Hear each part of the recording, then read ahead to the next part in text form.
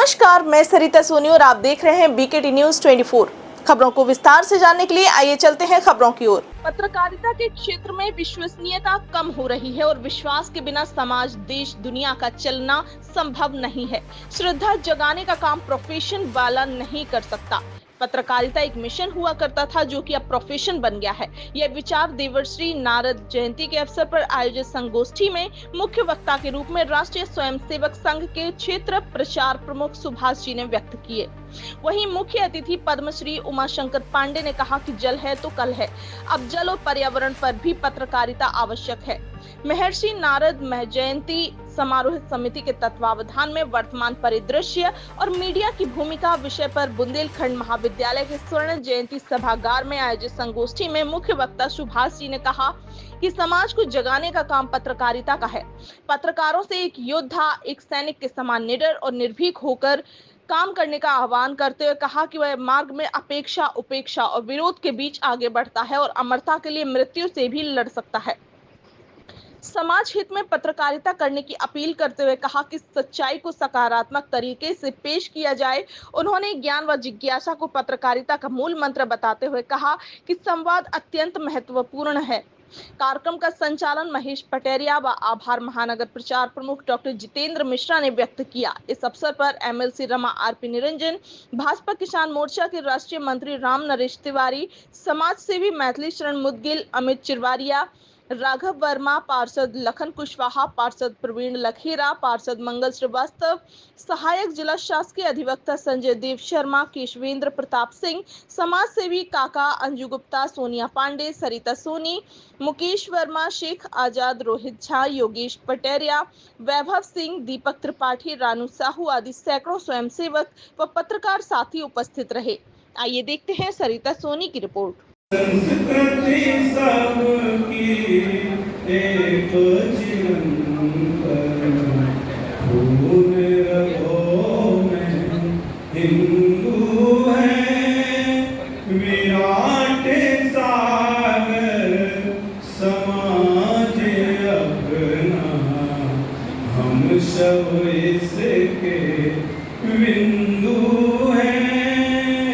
संस्कृति सबकी एक चिरंतन, राम कृष्ण गौतम की धरती, महावीर का ज्ञान यहाँ, वाणी खंडन मंडन करती, शंकर चारों धाम यहाँ, जितने दर्शन उतनी राहें, चिंतन का चैतन्य भरा, पंथ खालसा गुरु पुत्रों की बलिदानी है पुण्य धरा,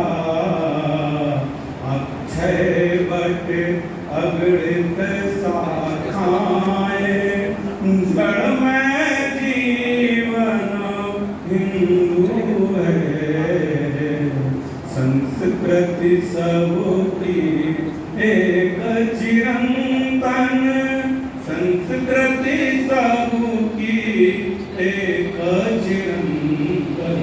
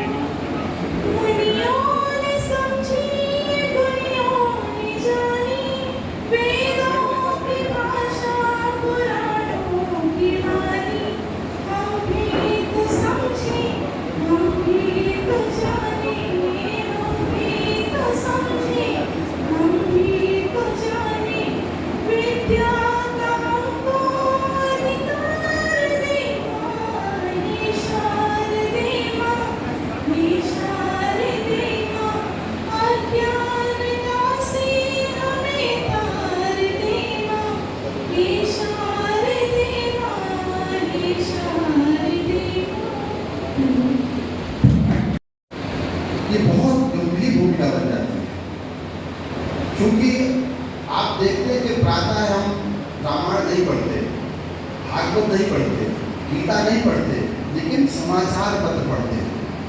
एक छोटी सी खबर व्यक्ति का पूरा दिन उत्साह बना देती है और छोटी सी जानकारी व्यक्ति का उत्साह गिरा देती है।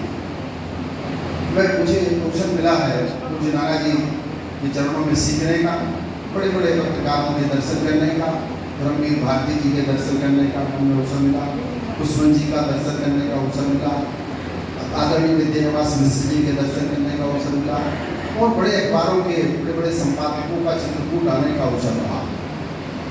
लिखने पढ़ने की मेरी बाल्यकाल से कुछ पिताजी विनोबा जी का चूँकि काफ़ी प्रवास इधर रहा है, तो हम देखते रहे हैं वो विषय आप अभी सुनेंगे और समझेंगे कि आज एक सच्चे पत्रकार को, सच्ची पत्रकारिता को बहुत संघर्ष करना पड़ रहा है। सच बोलना, सच सुनना, सच देखना, सच लिखना ये सामान्य बात नहीं है। और सच के लिए बलिदान जो हुए हैं वो ऐसे, आप परिस्थिति पत्रकारों के बारे में मैं कभी आपसे बचावत आयोग की जो रिपोर्ट है उस पर मैं कुछ आपसे कभी चर्चा करूंगा कि क्योंकि मीडिया के बारे में, तमाम पत्रकार संगठनों के बारे में, मैं रापय जो पत्रकारों का संगठन है उसका भी संरक्षक होने के नाते प्रदेश में बड़े बड़े कार्यक्रमों में जाने का मौका मिलता है। पत्रकार की जो भूमिका है, पत्रकार का जो काम है वो निष्ठा के साथ करता है, लेकिन जिस तरीके से पत्रकार को समय मजबूत करना चाहिए वो अभी और ज़रूरत है। राइट टू इन्फॉर्मेशन आने के बाद पत्रकारिता में काफ़ी कुछ चीज़ें आपको मिल रही हैं, पहले ऐसा नहीं था। लेकिन महान पत्रकार जो महर्षि नारद जी थे वो तीनों लोगों में कहीं भी पहुंच जाते थे और कभी बात महाराज दक्ष को बताते थे तो माता पार्वती को तपस्या करनी पड़ती थी, कभी उनकी माँ को बताते थे तो माँ रोती थी कि भाई कैसे बाबा मिलेंगे, शादी होगी। तो खैर वो बड़ा विषय है, भाई साहब उसका विषय रखेंगे, मेरा विषय जल है। तो मैं आपसे ये निवेदन करूँ, जहाँ तक पूरी दुनिया में जल का संकट है और पानी बना नहीं सकते, केवल बचा सकते हैं। दुनिया का एक शहर जो केप टाउन है, जहाँ बहुत मैच होते थे, आप सब देखते थे, वर्ल्ड कप देखते थे, साउथ अफ्रीका में लोग जाते थे, वो दुनिया का पहला शहर है जहाँ से पानी खत्म हो गया है। बेंगलोर में पानी नहीं है, चेन्नई में पानी नहीं है, दिल्ली में पानी नहीं है, और खासकर बुंदेलखंड जहाँ आप बैठे हैं वहाँ तो पानी मालगाड़ी में दिल्ली से लाने की बात, बांदा से चित्रकूट की पवित्र भूमि में सवारी गाड़ी में रोज पानी जाता था। पूज्य नाना जी के आने के बाद हजारों स्वयंसेवकों के मेहनत के कारण आज चित्रकूट की बुंदेलखंड की स्थिति बदल गई है। उसका श्रेय मुझे नहीं जाता है, नई सरकार ने मुझे सम्मान दिया, परिवार ने मुझे सम्मान दिया, लेकिन आज हम ये दावे के साथ कह सकते हैं, भाई साहब आपके सामने मैं रख सकता हूँ, क्योंकि आपको पूरे प्रदेश में और बाहर देश भर में लोग आपको सुनते हैं, आपका सम्मान है। आज वही बुंदेलखंड है जिसमें मालगाड़ी से धान जा रहा है। प्रदेश में सर्वाधिक गेहूँ किस जिले ने बेचा, किस मंडल ने बेचा? उत्तर प्रदेश में कुल खरीद हुई 2,04,000 मैट्रिक टन, जिसमें 72,000 मैट्रिक टन बुंदेलखंड ने गेहूँ किया उत्तर प्रदेश सरकार ने, और जिसमें 47,000 मैट्रिक टन बांदा मंडल ने दिया और 37,000 मैट्रिक टन झांसी मंडल ने दिया। अर्थात प्रदेश में पहला स्थान बांदा मंडल और झांसी मंडल। ये बड़ी बात है। पूरे प्रदेश में हम तिहाई हिस्सा भोजन दे रहे हैं, ये वही सूखा बुंदेलखंड है।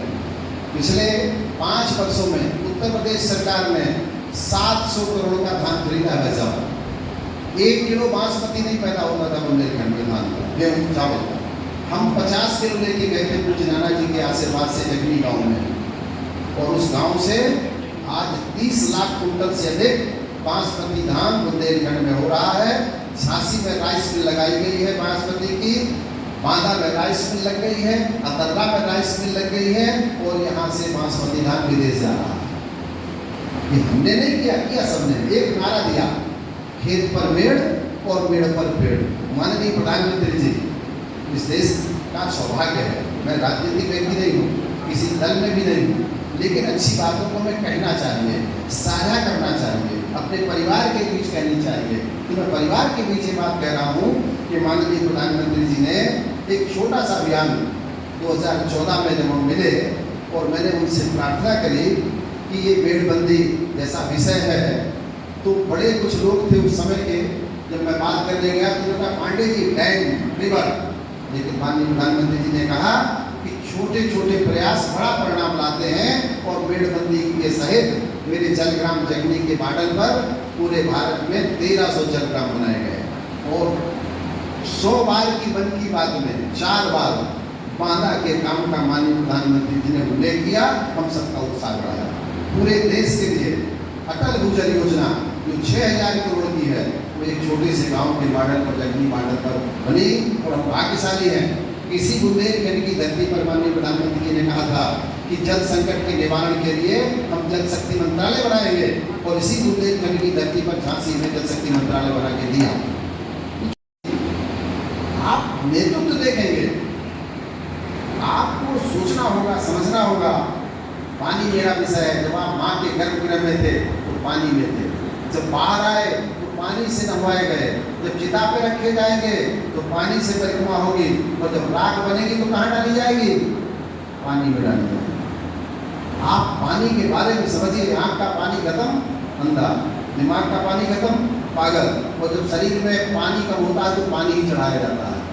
ये जो भवन जहाँ पर आप बैठे हैं, मैं पानी के बारे में थोड़ा विस्तार से आपके सामने अपने विचारों को साझा करूँ। इस भवन में सीमेंट लगा है, लोहा लगा है, मिट्टी लगी है, बालू लगी है, लेकिन अगर पानी नहीं होता तो बनता नहीं बनता। पानी बेजान को भी जोड़ता है। सबसे प्राचीन यातायात का साधन पानी था, सबसे प्राचीन चिकित्सा जल है और हमारे सबसे पावरफुल जो मंत्री होते थे आचार्य चाणक्य के समय में, वो जल मंत्री होते थे।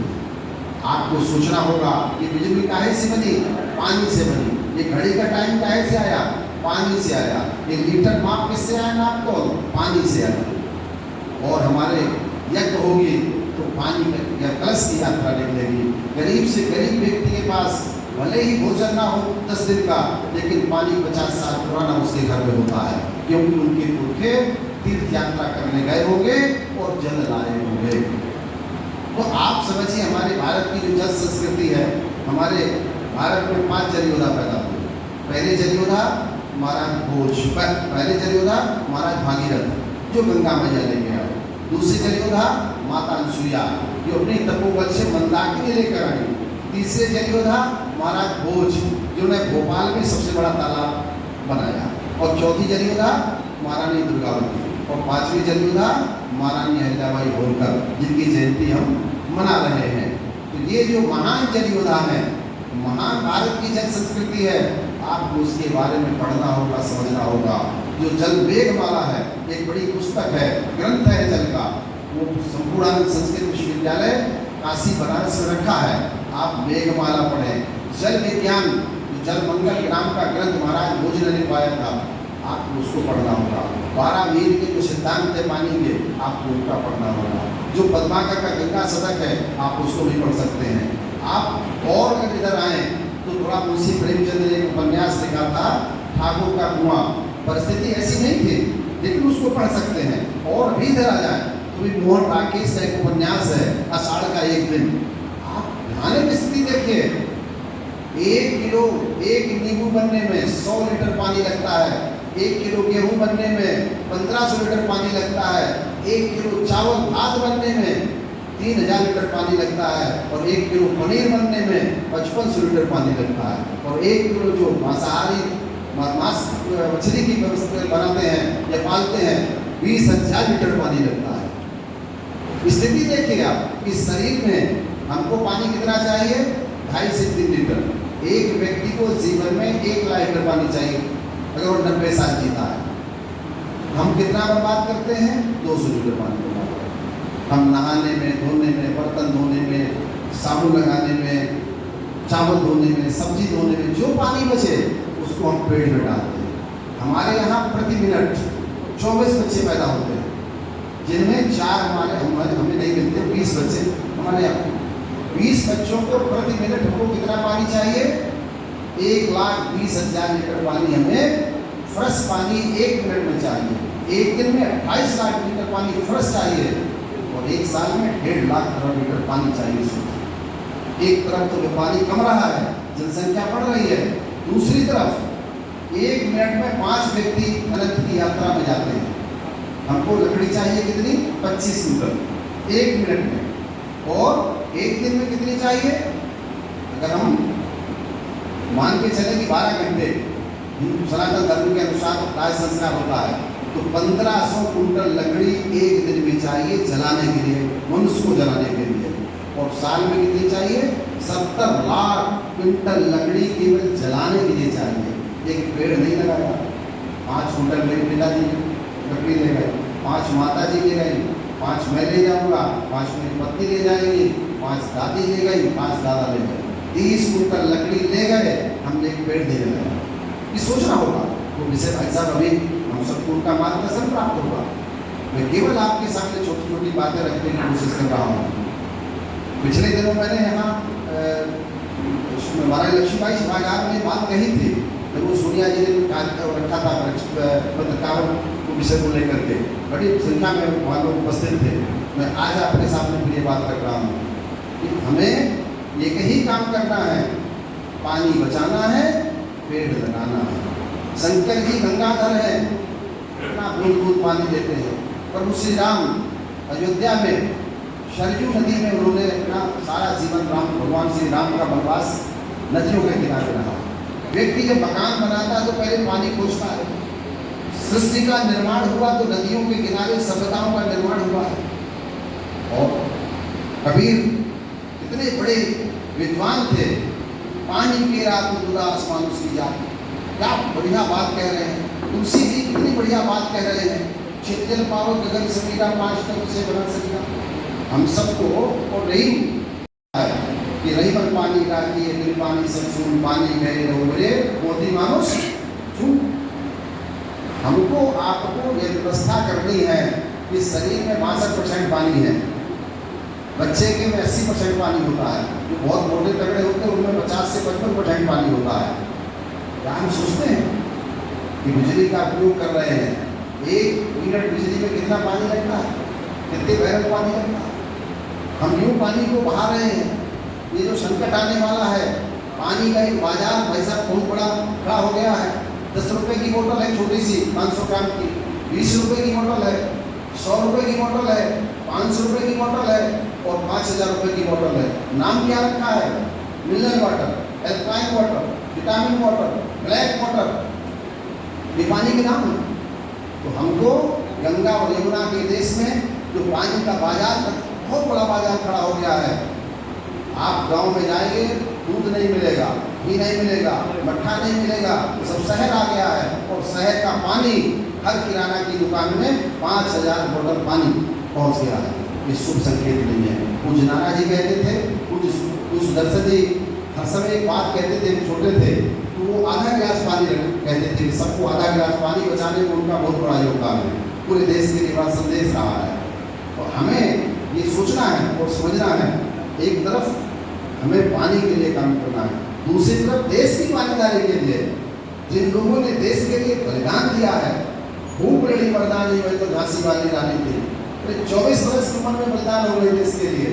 21 साल में भगत सिंह बलिदान हो गए देश के लिए, 27 साल में मंगल पांडे बलिदान हो गए देश के लिए और 28 साल में चंद्रशेखर बलिदान हो गए देश के लिए। आज के युवा पीढ़ी को इन महान बलिदानियों से, महान देश को बनाने में जिन्होंने योगदान दिया है, हमें देश पहले है, हम बाद में हैं। देश रहेगा, हम नहीं रहेंगे और देश को रहना चाहिए। राज समय देता है सब कुछ, हम भी तो कुछ देना सीखें। इस समय जरूरत है पेड़ की और पानी की।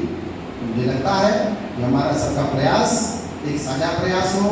और हम माननीय राष्ट्रपति जी ने पिछले दिनों जल सप्ताह के अवसर पर कहा था, माननीय प्रधानमंत्री जी ने भी अच्छा संबोधन दिया जल को लेकर के कि जल क्रांति जन क्रांति बने, जल आंदोलन जन आंदोलन बने। और हम सबको मिलकर के 140 करोड़ भारतवासियों को मिलकर पानी की एक बूंद बचानी होगी। खेत का पानी खेत में, घर का पानी घर में, गांव का पानी गांव में और जंगल का पानी तालाब में। पानी बना नहीं सकते हैं। पहला युद्ध हुआ था भोजन के लिए, दूसरा युद्ध हुआ था पेट्रोल के लिए, और तीसरा किसके लिए होगा? पानी के लिए होगा। तो हमारे पूर्व भारत रत्न माननीय अटल बिहारी वाजपेयी साहब ने यूनाइटेड नेशन में बात कही थी, दुनिया में युद्ध कहीं ना हो। हम युद्ध की बात नहीं कर रहे हैं, लेकिन पानी के लिए युद्ध तो भारत में ना हो। गंगा यमुना का देश है, यहाँ लोग आते थे, जब हम बाहर विदेश जाते थे तो लोग पूछते थे कहाँ से आए हो, तो हम बताते थे हम उस देश के वासी हैं जिस देश में गंगा बहती है। मैं पुनः भाई साहब को सुनना है, हम सबको उनका मार्गदर्शन लेना है। मैं आपके बीच का हूँ। पुरस्कार पत्रकारिता के क्षेत्र में मिलता है स्वर्गीय रामनाथ गोयल का। रामनाथ गोयल का बिहार के अंदर जन्मे थे, चेन्नई गए थे वो व्यापार सीखने के लिए, लेकिन वहां जाकर के उन्होंने पत्रकारिता सीखा। और जब इस देश में लोकतंत्र को समाप्त करने के लिए आपातकाल लगाया गया था, उस आपातकाल के समय में वह कलमवीर, वह योद्धा, वह सैनिक आगे आया और अपनी कलम से सारे समाज को अपनी लेकर इसे निरंतर जगाने का काम करता रहा। रुके नहीं, थके नहीं, चलते रहे, निरंतर चलते रहे। तीसरा नाम आपने सुना होगा, गीता प्रेस का नाम गोरखपुर के अंदर स्थापित हुआ। गीता प्रेस के अंदर 1926 में एक पत्रिका, जो मासिक पत्रिका कल्याण नाम के निकलना प्रारंभ हुआ। अगले साल उसके 100 वर्ष हो जाएंगे। 100 वर्षों की उनकी यात्रा कैसे चल रही है, उनका भी उपहास हुआ, उनकी भी उपेक्षा हुई, उनका भी विरोध हुआ। और कैसे विरोध हुआ, कैसे उनके बारे में नैरेटिव फैलाया गया कि गीता प्रेस ही बंद होने वाला है, गीता प्रेस बंद हो जाएगा, इस प्रकार की बात चली। मेरा परिचय करा कि मैं गोरखपुर में प्रधान प्रचारक रहा, तो एक बार अपने संघ के एक वरिष्ठ अधिकारी वहां पर प्रवास पर आए और उन्होंने मुझे कहा कि मैं 3 दिन रहूंगा, 2 दिन मेरे पास आपको आने की आवश्यकता नहीं, मैं कहीं और रहूंगा, तीसरे दिन मेरे पास वहां आना जहां मैं बताऊंगा। तो 2 दिन वो अपना गोरखपुर के अंदर घूमे, सामान्य नागरिक बन करके सब देखे।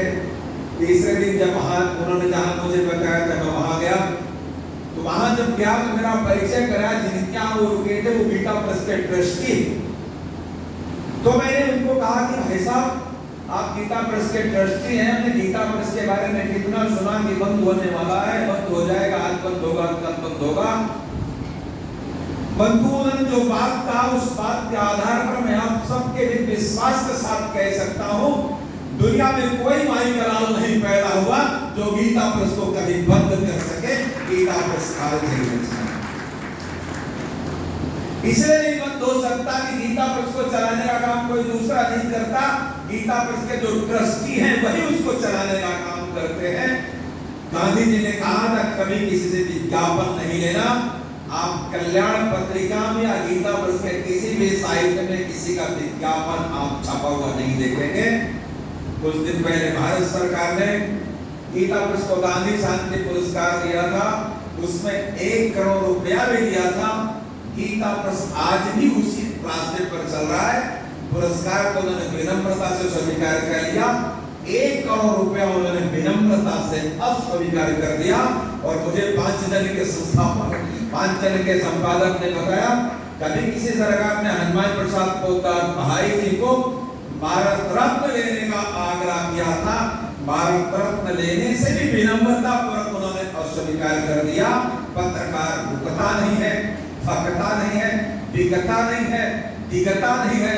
पत्रकार हर परिस्थिति में चलता रहता है मूल्यों के संरक्षण के लिए। भारत भारतीयता, राष्ट्र राष्ट्रीयता को समाज के अंदर स्थापित करने के लिए चलता रहेगा। कानपुर के अंदर नरेंद्र मोहन पैदा हुए थे, दैनिक जागरण को उन्होंने ऊंचाई दिया। समाचार शुरू कर देने से उसका नाम नहीं आगे बढ़ता है, उसके अंदर जो उसको लेके चलता है वो कितना अपने आप को इस ढंग से तैयार करता है। आप याद करिए 80 के दशक में, 90 के दशक में नरेंद्र मोहन जी का विचार प्रवाह निकलता था और वो विचार प्रवाह हम सबको ऊर्जा देता था, हम सबको प्रेरणा देता था। और इसलिए नरेंद्र मोहन जी भी एक सैनिक की तरीके से हैं, योद्धा की तरीके से हैं। एक नाम यहाँ पर मैं और लेना चाहूंगा, पत्रकार तो नहीं उनको कहते हैं, लेकिन समाज में उन्होंने संचार का जो काम किया शायद आतंकवादियों की छाती पर पैर रख करके उनकी बात की अनसुनी करके वो लगातार करते रहे, वो नाम है मुंबई के अंदर 30 इंच के कैसे 20-20 रुपए में गली गली में भेजने वाले गुलशन कुमार का है।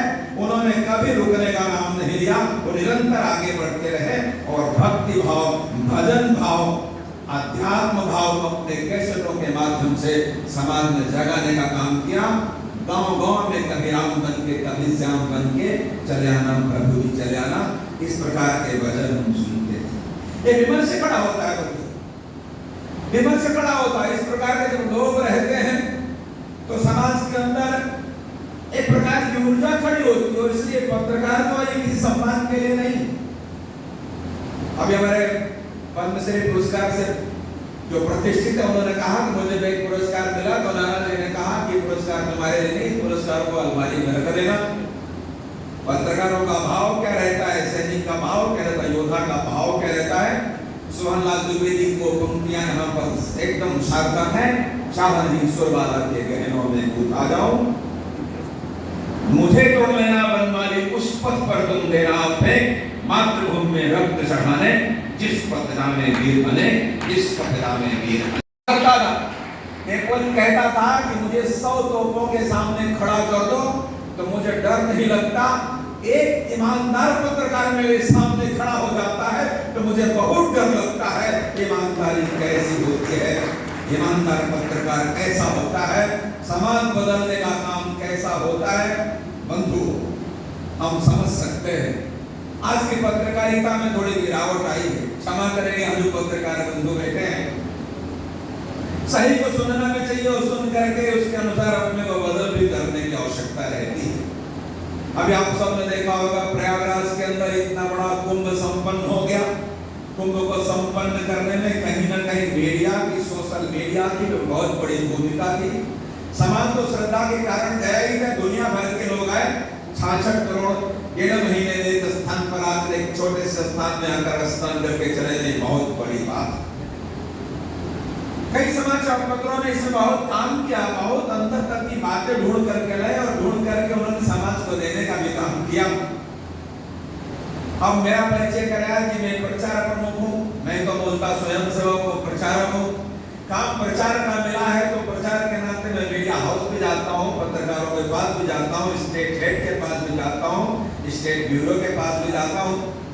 मैं लखनऊ गया, एक प्रचार समूह है, उस पर समाचार पत्र समूह के पास गया, उनके प्रमुख से जाके मैंने कहा भाई साहब इतने बड़े कुंभ को सफल बनाने के लिए आपके प्रचार तंत्र ने तो बहुत बड़ा काम किया, बहुत छोटी छोटी चीजों को ला करके ऊपर दिया और समाज को पहुंचाने का काम किया। मेरे में कौन चीज कहाँ है सबको मिल जाए, पूरा मैप सहित ला कर देने का काम किया। लेकिन अंत में सब गुड़ गोबर कर दिया। बोले क्या कर दिया? मैंने कहा उन्होंने अंत में स्टोरी बनाई और स्टोरी में क्या कहा, उनका एक एंकर बोलता है कि हम सब जगह जाते थे, सबसे मिलते थे, सबका इंटरव्यू लेते थे और नागांव के पास गए, उनका भी इंटरव्यू लिया। बड़ा मजा आया नागांव की बात सुनकर के पता चला जो नागा बने हैं वो कोई परिवार से धोखा खाए हैं, कोई प्यार में धोखा खाए हैं, तब नागा बने हैं। मैंने कहा बहुत गलत बात है, ये बहुत गलत बात। हमारा समाज तो नागा के प्रति कितनी श्रद्धा रखता है। जब नागा निकलता था तो उसके पैरों के नीचे की धूल को लेकर माथे पर लगाता और अपने माँ अपने आंचल में उसको बांध करके अपने घर पर लेके जाती और कुछ लोग रुमाल में बांध करके लेके जाते। कितने कितने शुभ कामों में ये सब रखेंगे। दूसरी बात उन्होंने कहा कि मेरे के अंदर इतने लोग जो खो गए थे, खोए नहीं थे, लोगों ने आकर अपने घर के लोगों को वहां पर छोड़ दिया था। मैंने कहा ये भारत है, भारत में ऐसा नहीं होता, अपवाद हो सकता है, ये गलत बात है। ये मीडिया का काम नहीं है, ये समाचार नहीं कि कुत्ता काट लिया तो उसको हम समाचार बनाएंगे, ये काम नहीं है, ये होना नहीं चाहिए था। हमारे देश के अंदर तो लोग कहते थे कहीं कोई गंदगी दिखती है तो 4 मुट्ठी उसके अंदर धूल डाल दीजिए, गंदगी बाहर नहीं जानी चाहिए, अच्छाई बाहर जाना चाहिए, प्रकाश बाहर जाना चाहिए, ज्ञान बाहर जाना चाहिए, अमरता बाहर जाना चाहिए। इसको लोगों को बताने का काम, समझाने का काम, ये नैरेटिव खड़ा करने का काम, विमर्श खड़ा करने का काम आज की तारीख में मीडिया का है। ये मीडिया का है, इसको समझने की आवश्यकता है। और इसलिए बंधुओं, हम सब लोग यहाँ पर बैठे तो हम सबको एक बात समझने की आवश्यकता है कि मीडिया का व्यक्ति हो चाहे जो व्यक्ति हो, कहीं भी है, तो हम जो काम कर रहे हैं, पहली बात तो ये होती है हम उस काम को जाने, उस काम को समझे। और इसलिए हमारे यहाँ कहा जाता है कि मीडिया का जो मूल तत्व है वो जिज्ञासा है। मीडिया का मूल तत्व जो है वो शिक्षा है। हम सब लोगों ने अपने बचपन में हिंदी का पाठ पढ़ा होगा, अथा तो जिज्ञासा। जो थोड़ा गहरे अध्ययन करते हैं, ब्रह्मसूत्र का अध्ययन करते हैं, उन्होंने पाठ पढ़ा होगा, अथा तो ब्रह्म जिज्ञासा। ये अथा तो क्या है? अथा तो में दो शब्द आता है, एक अथाता है और एक अतः आता है। अथ का मतलब अभी होता है, अतः का मतलब क्योंकि। क्योंकि हमको सीखना है। क्या सीखना है? क्योंकि हमको जानना है। क्या जानना है? सत्य जानना है। सत्य का उद्घाटन करना है। सत्य क्या है, किस रूप में है, उसको बताना है। इसलिए उसके जानने लायक हमको बनना है। तो जो जानने लायक बनता है वो विद्यार्थी के रूप में होना चाहिए, शिक्षार्थी के रूप में होना चाहिए। शिक्षार्थी का जो मन है वो अर्जुन का मन है, और जिस शिक्षक का मन है वो श्री कृष्ण का मन है। इसलिए भगवत गीता के अंदर 4 अध्याय का 34वां श्लोक कहता है, तद्विधि प्रणिपाते परिप्रश्ने